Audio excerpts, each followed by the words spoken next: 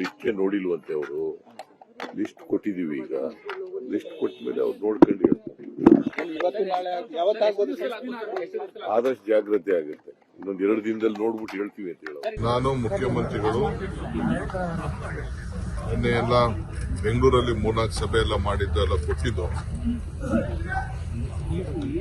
ಅದಾದ್ಮೇಲೆ ನಮ್ಮ ಲಿಸ್ಟ್ ನಾವು ಸಬ್ಮಿಟ್ ಮಾಡಿದ್ದೇವೆ.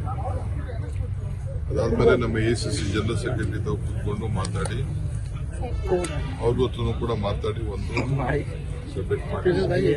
ACC ಅಧ್ಯಕ್ಷರು ತಲುಪಿಸಿ ಮಾತಾಡಿ ACC ಅಧ್ಯಕ್ಷರ ಗಮನಕ್ಕೂ ತಂದಿದ್ದೀವಿ. ಅವರು ನಮಗೆ ರವಾನಿಸಿದ್ದಾರೆ. ಕಾರ್ಯಕರ್ತರಿಗೂ ಅವಕಾಶ ಕೊಡಿ ಅನ್ನೋ ತರದಲ್ಲಿ ಅಭಿಪ್ರಾಯ ವ್ಯಕ್ತಪಡಿಸಿದಾರಂತೆ. ಅದರಿಂದನೂ ನಾವೇನು ಕಾರ್ಯಕರ್ತರು ಕೊಡಬಾರ್ದು ಅಂತ ಏನಿಲ್ಲ, ಕಾರ್ಯಕರ್ತರಿಗೂ ಡೆಫಿನೆಟ್ ಮಾಡಲೇಬೇಕಾಗಿದೆ. ಅದು ಗಮನದಲ್ಲಿದೆ. ಅದನ್ನ ಹೈಕಮಾಂಡ್ ಅವರು ನಮ್ಮ ಪಟ್ಟಿ ಏನಿದೆ ನಾವು ಸಬ್ಮಿಟ್ ಮಾಡಿ ಅವ್ರು ತಿಳಿಸ್ತಾರೆ.